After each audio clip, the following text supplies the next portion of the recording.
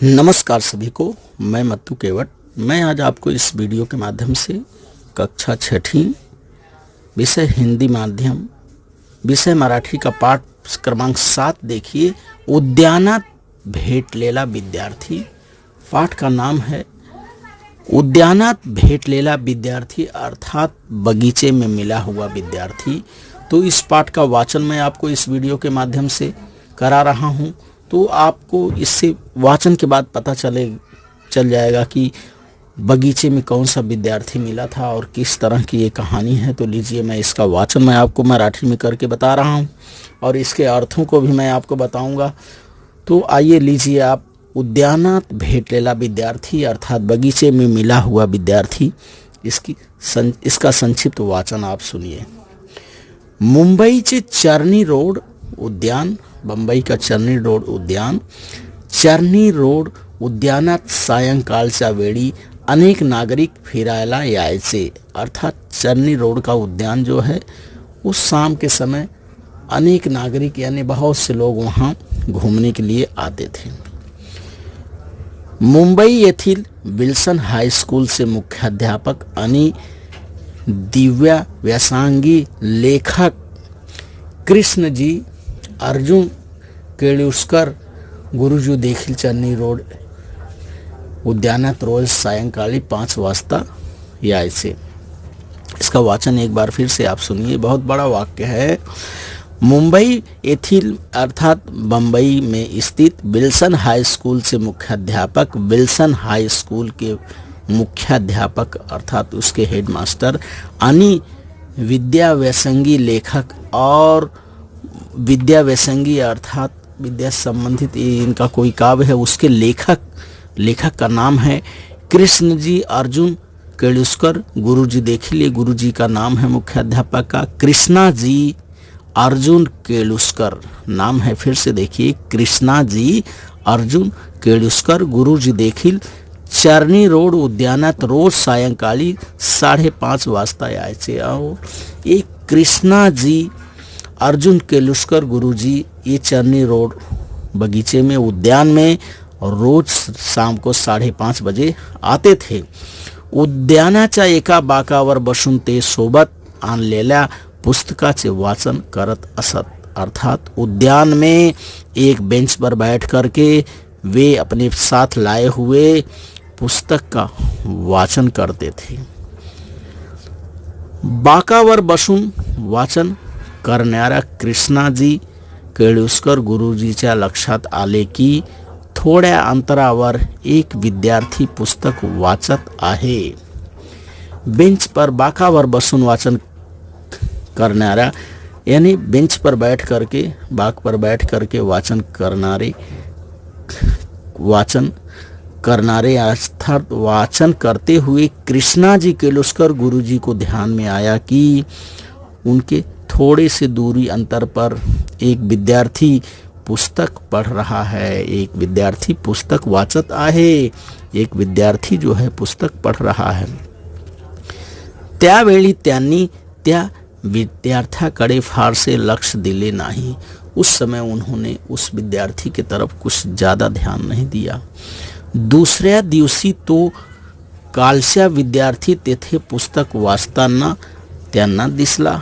अब देखिए, दूसऱ्या दिवशी तो कालचा विद्यार्थी, दूसरे दिन भी वो कल का विद्यार्थी तेथे पुस्तक वाचताना त्यांना दिसला, वहाँ पुस्तक पढ़ते हुए उन्हें दिखाई दिया। आता मात्र त्यांच्या मनात कुतूहल निर्माण झाले। अब उनके दिल में जिज्ञासा जागृति हुई कि ये लड़का कल भी पढ़ रहा था, आज भी पढ़ रहा वहाँ बैठकर। तिसऱ्या दिवशी देखील तोच विद्यार्थी कोणते तरी पुस्तक वाचताना दिसला और तीसरे दिन भी वो विद्यार्थी उन्हें वहाँ कोई तो पुस्तक पढ़ते हुए दिखाई दिया। त्या विद्यार्थ्याने देखील गुरुजीकडे बघितले, कोणीच काही बोलले नहीं। तीसरे दिन भी जब उसने देखा कि पुस्तक पढ़ रहा है, बच्चे ने भी त्या विद्यार्थ्याने देखील गुरुजीकडे बघितले और उस विद्यार्थी ने भी गुरुजी की तरफ देखा, लेकिन कुणीच काही बोलले नाही, कुणीच काही बोलले नाही, अर्थात किसी ने बातचीत कुछ भी नहीं बोला. केलुस्कर गुरुजी त्या मुलाजवळ आले. केलुस्कर गुरुजी उस बच्चे के पास आए. तो मुलगा वाचत होता, वो लड़का पढ़ रहा था. कुणीतरी आपल्या जवळ उभे आहे, कोई तभी अपने पास खड़ा है, असे त्या मुलाच्या लक्षात आल्याबरोबर त्याने गुरुजीकडे बघितले. असे उस बच्चे को जब आभास हुआ कि कोई अपने पास खड़ा है, तो आपल्या बरोबर त्याने गुरुजीकडे बघितले और उसने अपने गुरुजी की तरफ देखा. गुरुजीने अतिशय आपुलकीने त्याला विचारले. गुरुजीने बहुत प्रेम से अपनेपन से उससे पूछा, बाळ तुझे नाव काय? कि बच्चे तेरा नाम क्या है? बालक तेरा नाम क्या है? माझे नाव भीमराव रामजी आंबेडकर. मुलाने नाव सांगितले की माझे नाव भीमराव रामजी आंबेडकर आहे. मेरा नाम भीमजी रामजी आंबेडकर है मेरा नाम.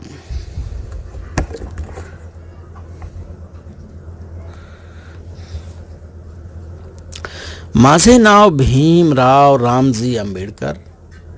वाह छान नाव आहे तुझे. वाह बहुत अच्छा नाम, बहुत खूबसूरत नाम है तेरा. 3 दिवसापासून तुला रोज येथे बघतो. गुरुजी ने कहा कि 3 दिन से मैं रोज यहाँ तुझे देखता हूँ. तू रोज काहीतरी वाचत असतो, तू रोज कुछ तो पढ़ता रहता है. इतर मुलांसारखी तू मस्ती करताना दिसत नाहीस. दूसरे बच्चों की तरह तू खेलते हुए या मस्ती करते हुए नहीं दिखाई देता है. म्हणून तुझी ओळख करून घेण्यासाठी मी तुझ्या जवळ आलो.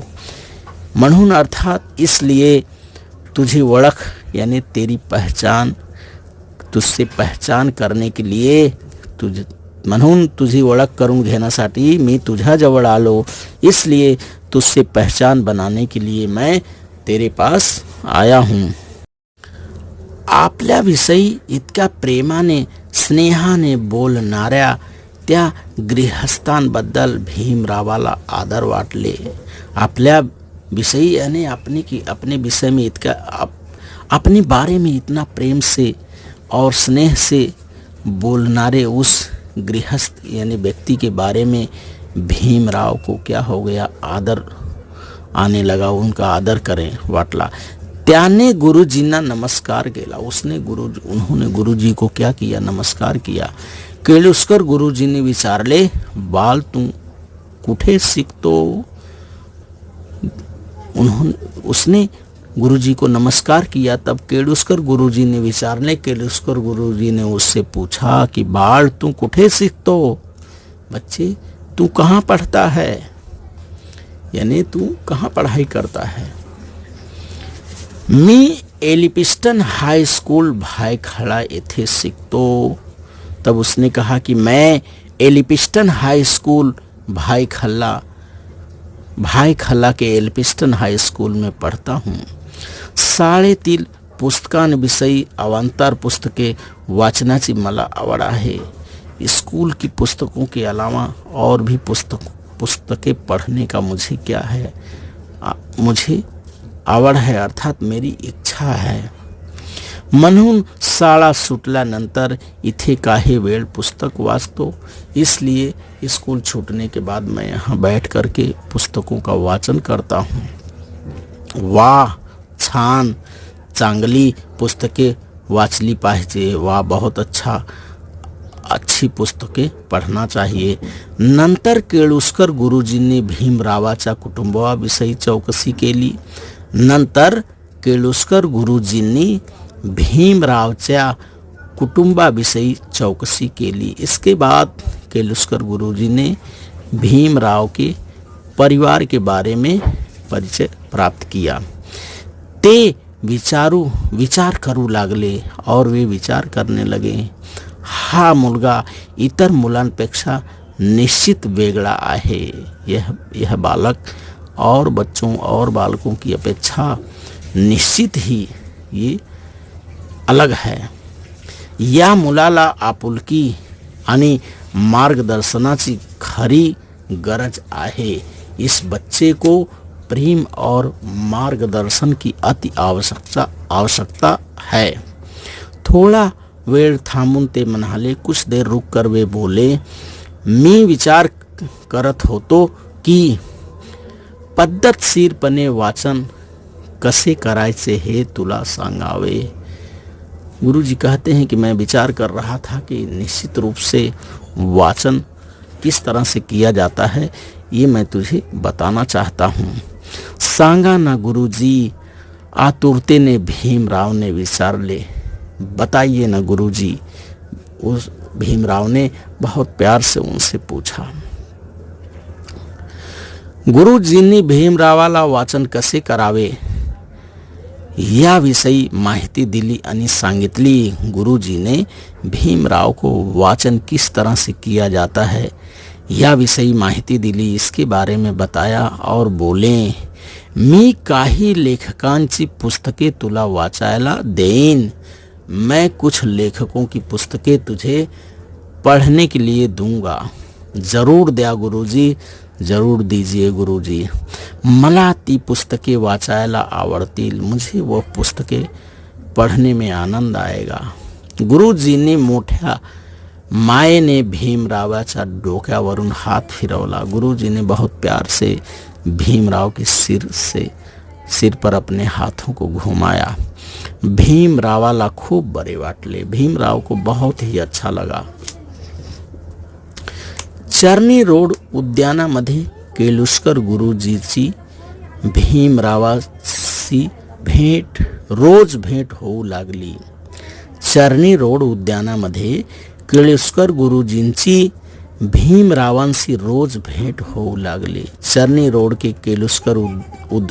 रोड के उद्यान में बगीचे में केलुस्कर गुरुजी की मुलाकात भीमराव से रोज होने लगी. गुरुजी त्याला चांगल्या लेखकांची पुस्तके वाचायला देऊ लागले. गुरुजी उसे बहुत अच्छे लेखकों की पुस्तकें पढ़ने के लिए देने लगे. त्यामुळे भीमरावाच्या विस्तृत वाचनाला सुरुवात झाली. इसलिए भीमराव के वाचन में सुधार होने लगा, विस्तार होने लगा.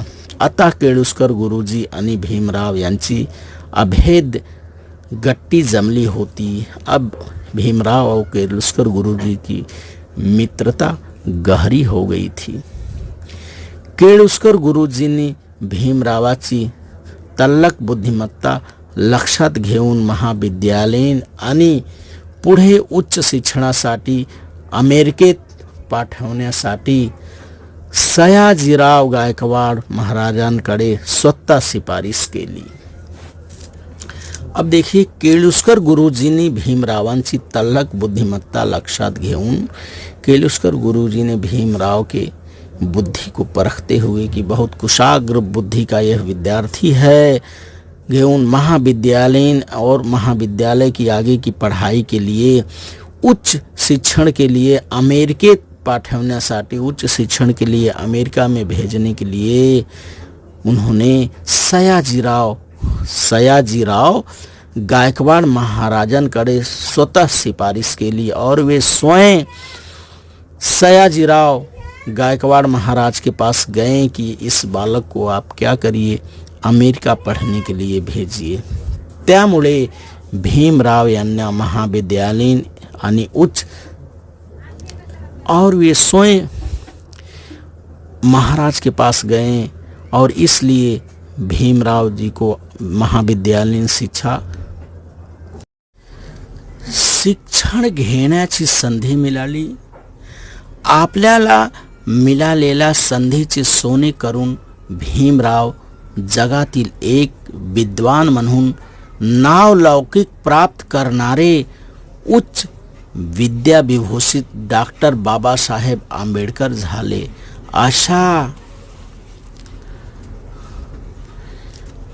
अशा या उच्च विद्याविभूषित डॉक्टर बाबासाहेब आंबेडकरांनी स्वतंत्र भारताची राजघटना लिहिली. अर्थात इस तरह से विद्या विभूषित डॉक्टर बाबा साहेब आम्बेडकर ने स्वतंत्र भारत की राजघटना का लेखन किया। तो आप इस वीडियो के माध्यम से इस पाठ का उद्यानात भेंट ले ले विद्यार्थी, इस पाठ का वाचन करिए, इसके अर्थों को समझिए और मेरे आगे आने वाले वीडियो के लिए आप मेरे इस चैनल को लाइक करें, सब्सक्राइब करें, बेल आइकन को दबाएं। धन्यवाद सभी को। Thank you all of you.